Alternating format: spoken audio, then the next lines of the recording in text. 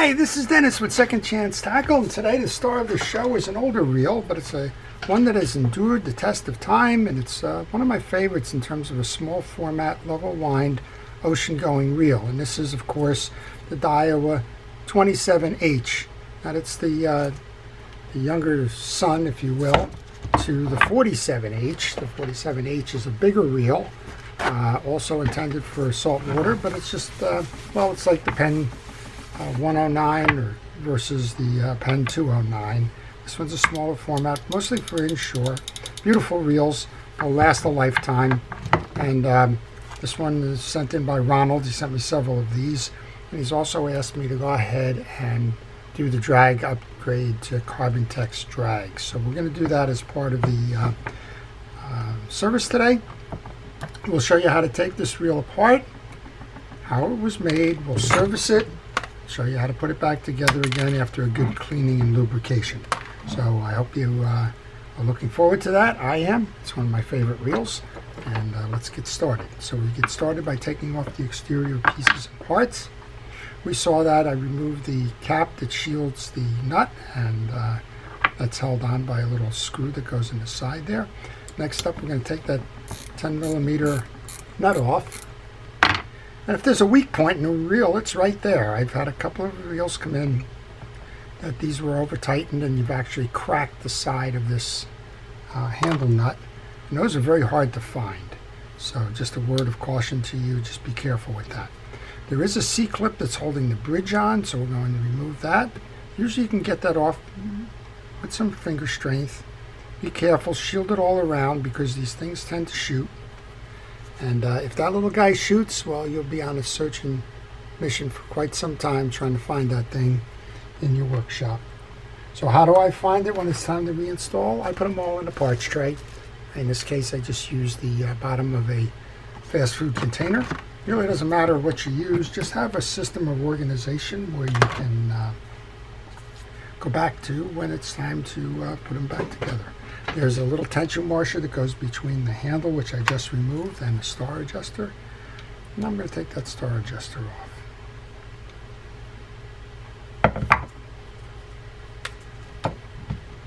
There's a little washer that also is on that post that goes under the C-clip. I just noticed that on my hand. And this is kind of a standard stock issue. We have a sleeve that goes over or a spacer that goes over the gear sleeve. We have a star adjuster. And these reels, in my opinion, are over-engineered. They are so well made, heavy duty. It's just hard to break them. And don't take that the wrong way. I've seen them broken. Don't take it as a challenge. But in just normal everyday use, these reels are very strong. So if you like the art of reel repair, if you like learning how to fix some reels or how they're made, or just like to see a variety of fishing reels and get the notion of which ones might be best suited for you, I would encourage you to subscribe to my channel. I work on all kinds of reels. The idea behind Second Chance is to keep reels running and to repair those that have kind of fallen by the wayside. Maybe they're broken, maybe they've just been sitting idle for a long time. Give them a second chance to go fishing. And you're essentially looking over my shoulder in my shop as I do the work. So if you're interested in that stuff, please subscribe. If you do subscribe, hit that notification button. And that notification button will tell you when I post. I've been posting frequently. And you'll be able to make a determination as to whether this is a video that you want to watch or not. There's 3 side plate screws that I just took out. I'm going to remove the gear side now. And I have a rod and reel cleaner on this little scrubby here.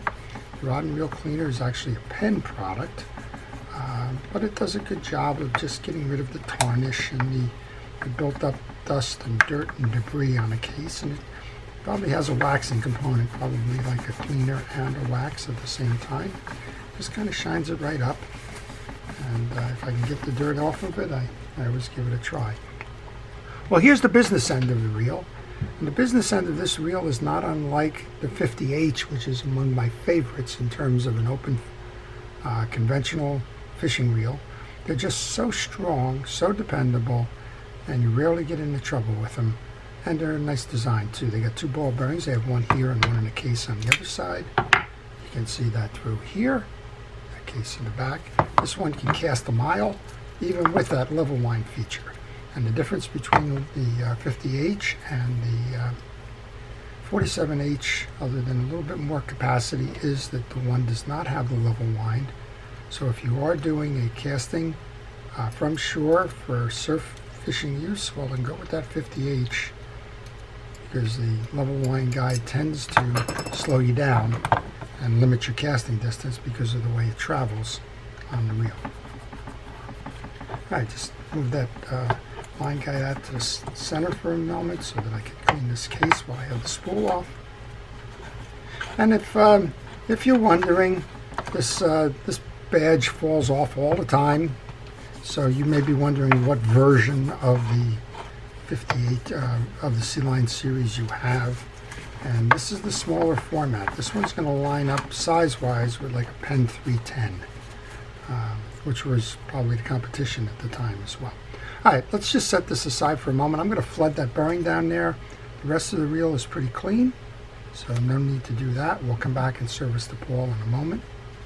But let's pay our attention to that gear side. Let's go replace the drag washers that we've been asked to replace. I'm just going to spin this line guide over to the side so I can take care of that. And while I do that, if you have any questions regarding a fishing reel, maybe you're working on one and you're stuck, maybe you're thinking about buying one and you've got a question about the reel, well, if you leave that in the comment section, I'll try and answer that for you. This pawl looks new. You remove a pawl during service. You want to check the shoulders to make sure that they're clear. You also want to check the points on the pawl to make sure that they're even. If they're not, sometimes you're going to trap that pawl and you won't get the full range of motion. It'll be kind of wobbling back and forth, kind of like this, and it just won't complete the line guide. That's normally a pawl that has gone a little bad there. Alright, I just put pressure on the pawl. I turned the wheel on the inside, which is called an idler gear, and that enabled me to seat the pawl properly after oiling both the pawl and the worm gear. And I'm going to tighten the cap as much as I can by hand. One final little quarter turn or so just to make sure that's snug. That case is done. There's no lubrication on this side at all, but I do like to put a little grease onto the stud where it's going to ride on the inside track of the bearing. I guess the track of the bearing is probably called the race. Then I'm going to reinsert the spool, and again we'll put a little bit of grease onto the tip of the spool on that side. Well, let's get busy then. We'll show you how this reel comes apart, how to change out the drag washers, how to service the reel. We've got 3-4 screws here. A little bit of a wider gap there. You could use a number 2 Phillips head screwdriver, which I think is what I'm going to do.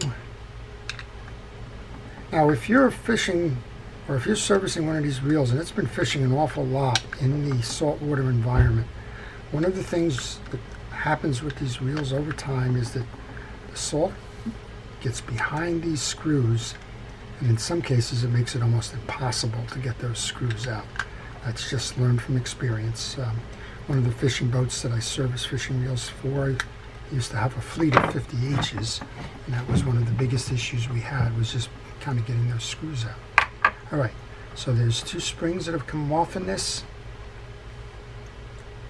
We have a tension washer, 2 of them on this stack.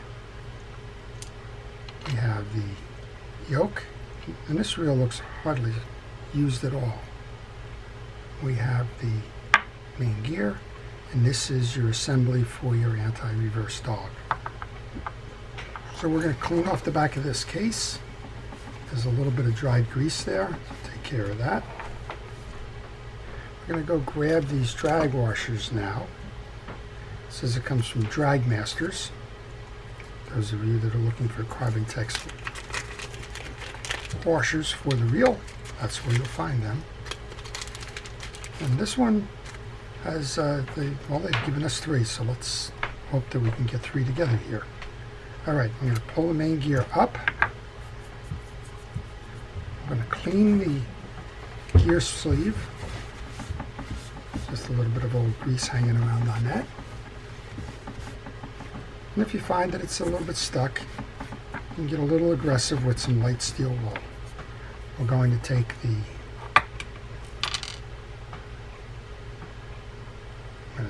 these 2 springs first off and get them into my tray because those tend to disappear.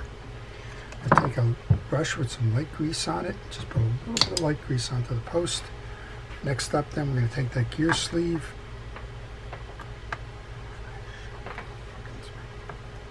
We're going to pull that anti-reverse dog back. This is the spring for the anti-reverse dog. We're going to reload that. I got lucky there. It kind of fell off, and well, when they fall off and onto your bench, well, it's always kind of interesting, but that's how your anti-reverse dog works. I'm going to put oil onto the bearing on the side here.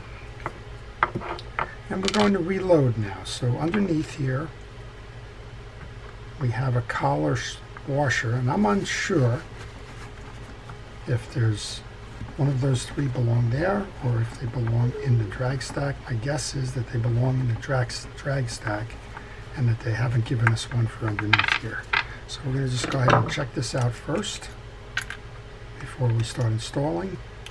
And Ronald was right, he does need drag washers in these wheels. This one is an older leather one. You can see it's been stuck, it's lost its rigidity, and it's left a trail behind of some old dried grease there. So what I like to do with this is I'm going to use a piece of steel wool and just to braid inside there to make sure that we clean that cavity out, which is what we've just done there. While you got that in your hand, take a look at that gear, make sure that it's clean.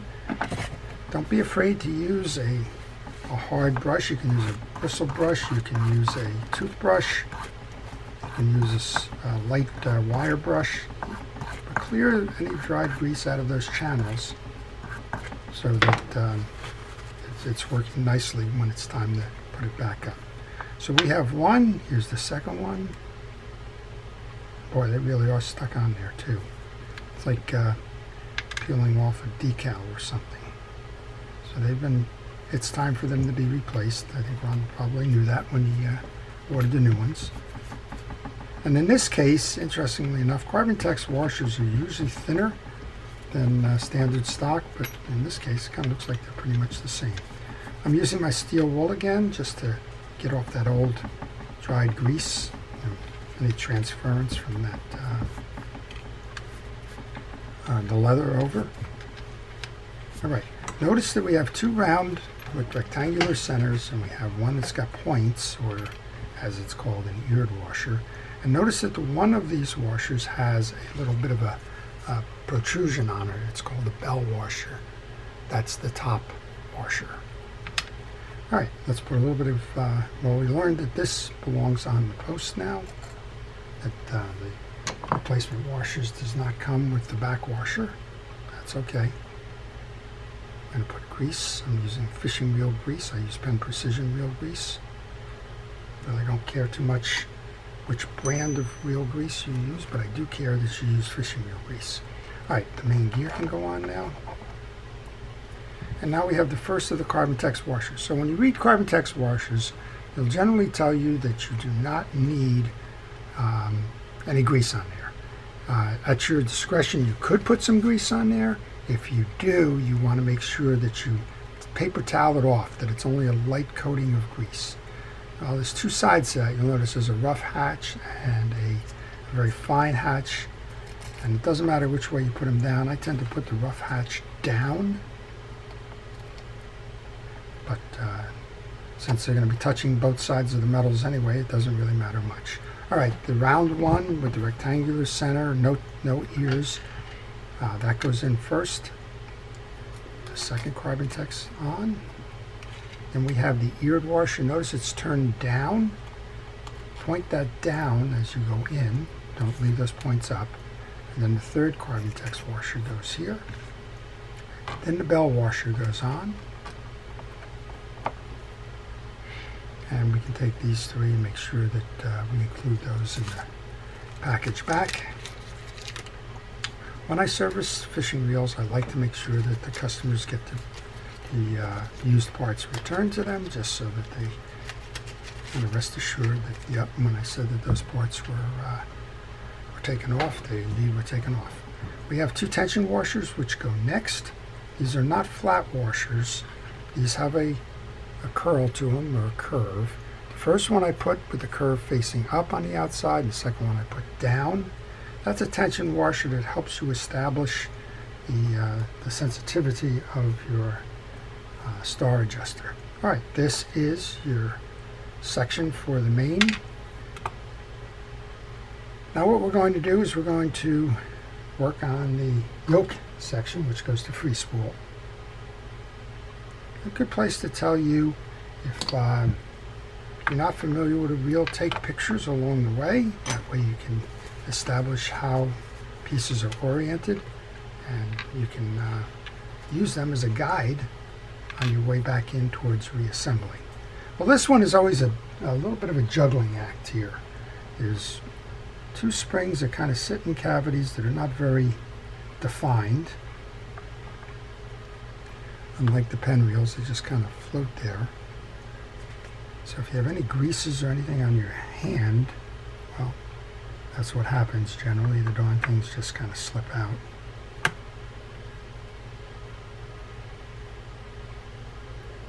So you need some patience. One of the things you can do, just thought about it now, put the screws in. There's two long screws that go here. Put them in and then kind of put the springs on them. Now before I do that, let's grab a brush, take care of the yoke so that I can do this all without laying that piece down. Grease on both sides of the yoke. You want to do the same thing I did already, just haven't explained it to you. Check the teeth and the orientation of the pinion gear. And now we can go grab those two springs and two screws, and we'll see if we can't get this set up here in the balancing act. The two screws go on. Next up, we can use the springs over the top of them. Now your yoke goes on.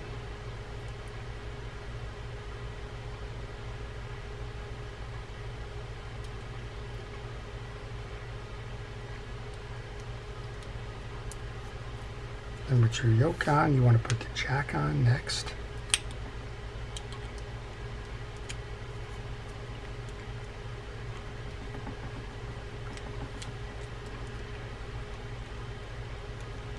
It's a balancing act. And then once you do that, take your bridge now and load your bridge in. Rotate the assembly once you've had it on there.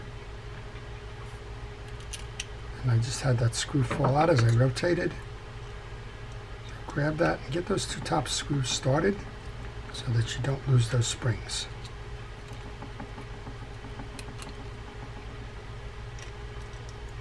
Well, there's two more of those screws that go in this assembly.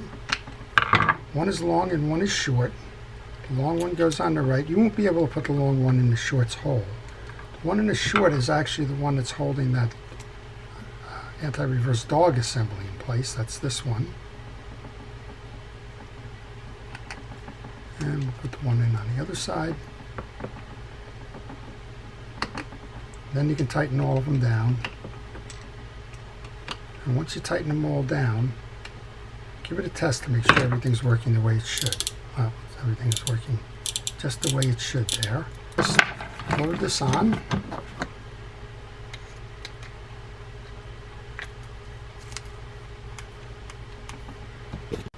Okay, just make sure everything's working. I like to put it back onto the reel. That way the spool is holding that pinion gear together. Tighten up any screws that might not be tightened up at this point.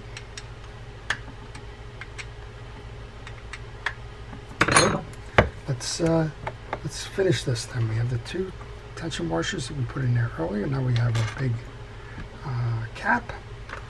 We have have our 3 side plate screws go next. Align your holes. Side plate with that graphite frame. Tighten those down.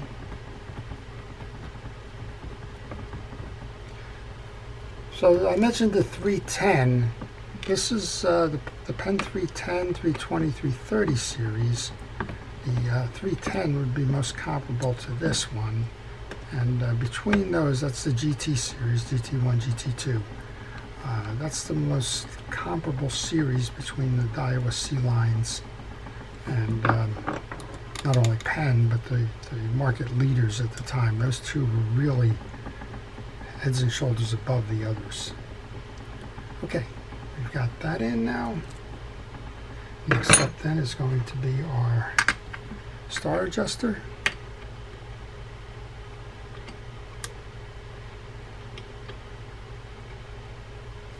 Make sure when you're doing this that you square this up.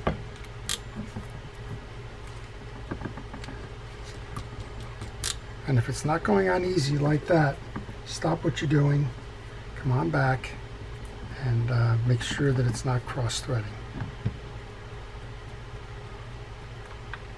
Okay, that's down.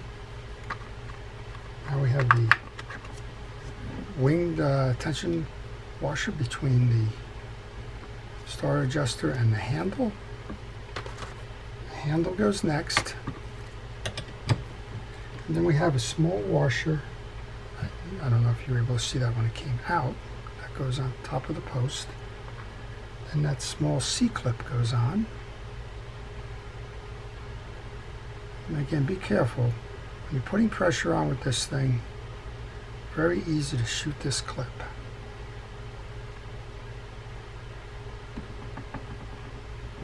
Sometimes you may need an assist. Use the pliers to kind of pull that in. But make sure when you do it that you've got that set right. Once those are on, you can put your handles nut back on.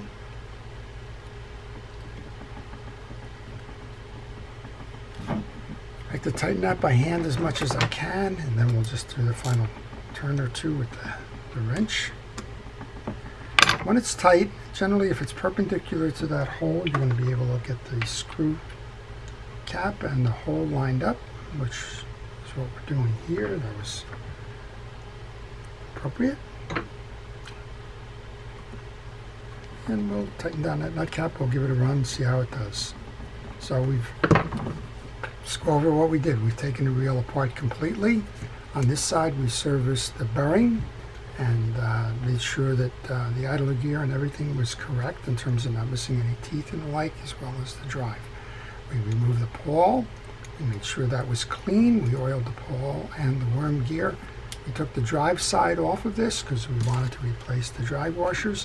Even if you didn't replace the drive washers, you would want to service them, which means doing the same thing we did and refreshing these washers with dry grease or just fishing reel grease if you don't have the dry grease. We reassembled. We showed it's a little tricky deal here in terms of holding that yoke in place with those springs, with a jack, and then trying to mount the side plate on. But we did it, and I would just encourage you, if you're servicing this reel, just be patient on that. It's a little bit of a balancing act. And now we have a reel that's been serviced, greased, oiled, and now has Carbontex washers in it. And we're going to give it a spin here. We'll see how we did. Well, it's a nice, smooth operating reel. Always is. Make sure you have the free spool. We do. Let's make sure that those drag washers are holding. Well, they need to be tightened down. Yep, they're holding good. And one of the tricks with any fishing reel, if you're not fishing, if you're done for the day, you're done for the season, doesn't matter, back the drag washers off. You saw how these got pressed in and adhered to the metal parts. That's because the drag washers were left on. They need room. So just take it and back your star adjuster off at the end of your trip. That's it. That's one of my favorite level 1 reels. And it's the Daiwa 27H with a Carbontex washer upgrade. I hope you've enjoyed it. If you're a first responder or essential personnel, thank you for everything it's been doing to keep us safe during the pandemic. To everybody, please stay well, stay watching, stay fishing, and have a great day. This is Dennis with Second Chance Tackle.